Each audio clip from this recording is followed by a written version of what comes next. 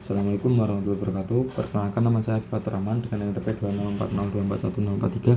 Di sini saya ingin menjelaskan atau menjawab tentang studi case yang diberikan untuk ETS Pancasila ini, di mana di ETS ini ada 5 studi case, yaitu yang pertama 5 studi case. Yang pertama tuh tentang membahas perkembangan ipteks.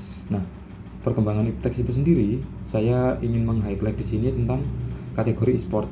Nah, di mana e-sport ini sendiri akhir-akhir ini banyak kayak kompetisi, terus ya kita tahu lah dari dewasa sampai anak-anak itu pun kayak main udah game yang apa ya, yang online gitu kan, yang global gitu. Nah, di sini tuh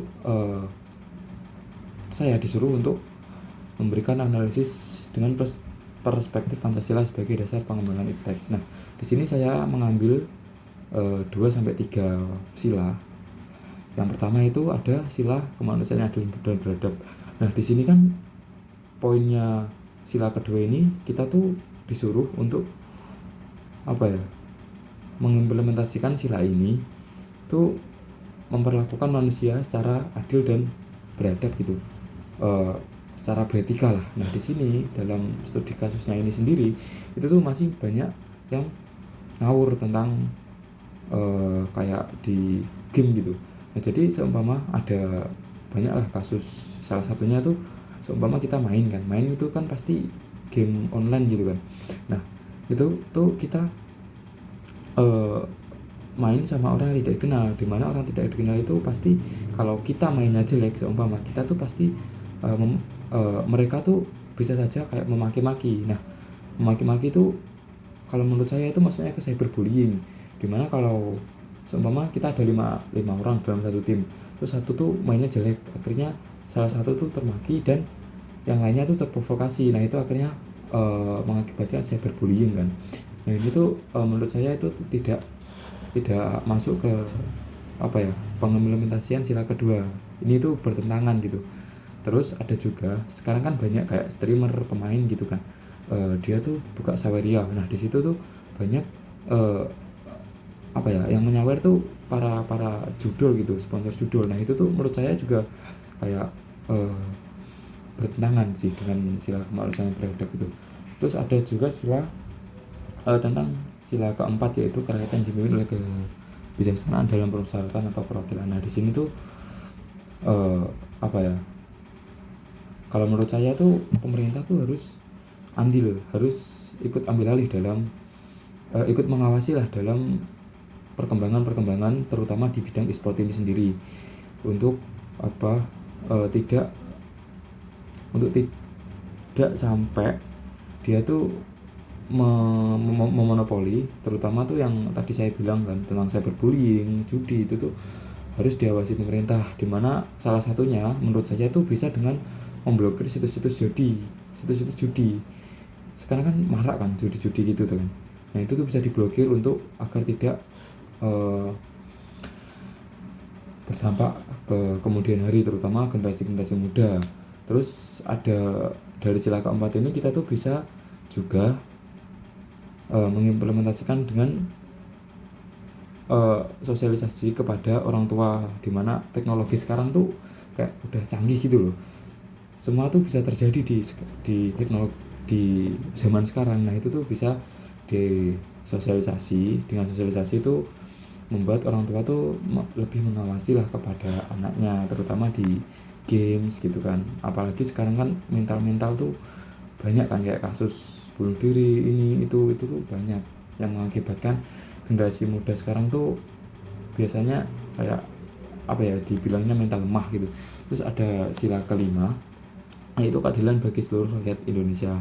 Nah, di sisi lain perkembangan e-sport ini sendiri itu menurut saya kayak bagus lah buat orang-orang yang apa ya, istilahnya tidak punya usaha gitu, dimana kita dengan pertandingan e-sport nih kadang yang kompetitif ya, itu tuh bisa kita memanfaatkan sosial media seperti TikTok untuk mengeklip pertandingan itu, atau biasanya kita tuh kayak menganalisis gitu sebagai hiburan kan. Itu tuh bisa menjadi income lah.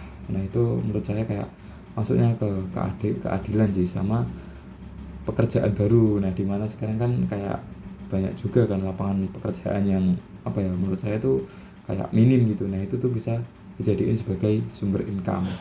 Nah, untuk kesimpulannya sendiri itu berdasarkan nilai-nilai Pancasila, eh, kesimpulannya tuh saya berharap perkembangan iptek ini terutama di e-sport tuh dapat menambah kreativitas dan inovasi tentang teknologi serta income tambahan untuk orang-orang yang belum mempunyai lapangan pekerjaan gitu.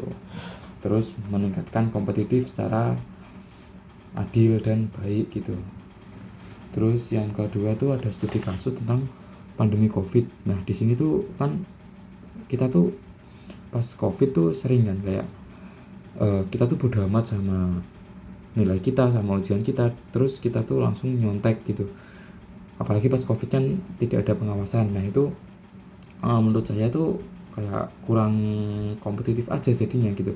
Terus di sini tuh saya disuruh untuk solusi sebagai siswa. Nah, yang pertama tuh pasti meningkatkan rasa tanggung jawab dan rasa ingin tahu lah ya. Kayak tanggung jawab sebagai siswa tuh berat gitu loh. Dan setelah kita mengetahui kita mempunyai tanggung jawab yang berat, kita bisa lebih serius lah dalam belajar dan akhirnya kita tuh tidak mencontek gitu. Terus yang kedua tuh mengatur waktu dan emosi. Nah, kita tuh harus tahu kayak kapan kita harus nge-game, kapan kita harus scroll sosmed, kapan kita harus belajar. Kita tuh harus tahu, dan dimana menurut saya hal itu tuh bisa terjadi kalau kita sudah sadar tentang tanggung jawab kita sebagai generasi emas Indonesia 2045 gitu. Terus yang mungkin ini saya menurut saya pribadi tuh mengajak atau membuat teman berdiskusi gitu. Nah, dimana dengan diskusi ini sendiri kita tuh kayak kadang tahulah waktu dimana kita tuh harus diskusi, harus main. Nah, dimana dua waktu itu bisa dikombinasikan. Mungkin diskusi 1 jam, main 15 menit gitu terus secara berulang. Itu tuh bisa meningkatkan pengetahuan serta semangat kita. Dimana kan saya sendiri merasa kalau belajar sendiri tuh biasanya jenuh banget gitu, kayak aduh aku nggak bisa nih, mau tanya ke siapa gitu kan. Kalau kita ada teman kan kita bisa tanya dan kita bisa berdiskusi dengan teman kita gitu sih untuk solusi dari saya. Jadi ada 3 poin. Yang pertama menumbuhkan rasa tanggung jawab, yang kedua mengatur waktu, tahu waktu lah, yang ketiga tuh membuat diskusi dengan teman. Untuk studi kasus yang ketiga itu ada ini, implementasi Pancasila sebagai dasar negara, salah satunya dalam perumusan kebijakan pada bidang politik dapat ditransformasikan melalui sistem politik yang bertumbuh pada asas kedaulatan rakyat berdasarkan konstitusi mengacu pada pasal 1 ayat 2 UUD. Nah, di sini tuh intinya saya langsung nangkap intinya tuh apakah dalam kondisi sekarang politik tuh pro terhadap rakyat atau tidak gitu. Nah, di sini tuh kita disuruh menjelaskan pendapat tentang sistem politik yang sekarang tuh kedaulatan rakyat atau pro rakyat, sesuaikah dengan Pancasila ataukah belum gitu.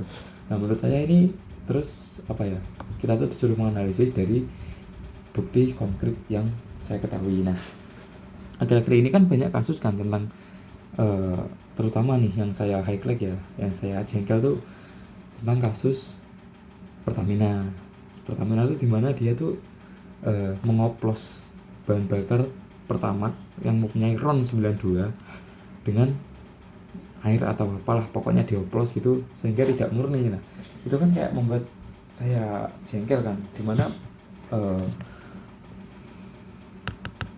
kelakuan ini tuh membuat kayak ya dari kelakuannya dia tuh udah tidak konkret dengan Pancasila, dimana terutama tuh sila yang kedua kan, manusia yang adil dan beradab, dan sila kelima keadilan sosial. Dimana letak adilnya gitu, dimana kita tuh membeli minyak, membeli bahan bakar terutama bensin itu kan buat motor, itu tuh kita membeli di Pertamina dengan harapan kita mempunyai kualitas dan dengan harapan kita bisa memutar uang APBN gitu kan. tapi apa yang terjadi gitu, dimana kita tidak mendapat apa-apa. Ya kita mendapat sih bensin sih, tapi oplosan ya, dimana kita tuh dapat ruginya banyak gitu. APBN bener masuk, tapi itu menurut saya beberapa doang, karena emang itu dari datanya di sana pasti kayak menurut saya tuh bilangnya tuh di asli gitu kan, terus akhirnya bisa menjadi ladang korupsi. Nah itu kan menurut saya kayak ya udah, kita tuh kayak nggak maksimal gitu memutar APBN, terus nggak maksimal juga kita tuh membeli bahan bakar, dimana akhir-akhir ini kan kendaraan tuh banyak yang minimal mesinnya tuh RON 92. Contoh lah Vario 160 kan, minimal RON 92, dimana di oplos itu kan menjadi dia tuh rusak mesin lebih cepat kan, kayak ya udah rusak mesin karena tidak sesuai spesifikasi. Nah itu membuat saya jengkel, dan itu menurut saya tidak apa ya, belum lah kalau dibilang bertumpu pada kedaulatan rakyat tuh menurut saya belum, sangat belum gitu. Terus yang keempat tuh ada studi kasus tentang Pancasila sebagai ideologi untuk menghadapi tantangan dari ideologi dunia, menghadapi tantangan dari sikap dan perilaku kehidupan yang menyimpang dari norma-norma masyarakat umum, misalnya individualisme, terorisme, dan kapitalisme. Dan di sini tuh kita disuruh menjelaskan tentang mengapa terorisme itu dianggap mengancam kondisi bangsa Indonesia.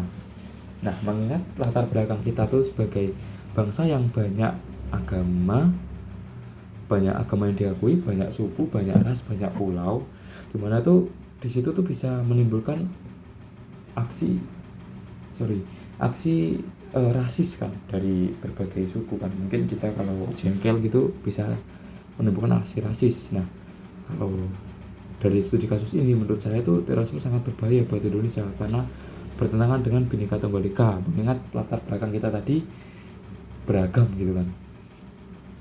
Dan persatuan, dan sila ketiga yaitu persatuan Indonesia gitu. Jadi ya kalau ada terorisme tuh menurut saya udah kayak adalah pasti terorisme, habis itu provok, terus sosial media tersebar di sini di sana di sini, terus menimbulkan hoax terutama tuh.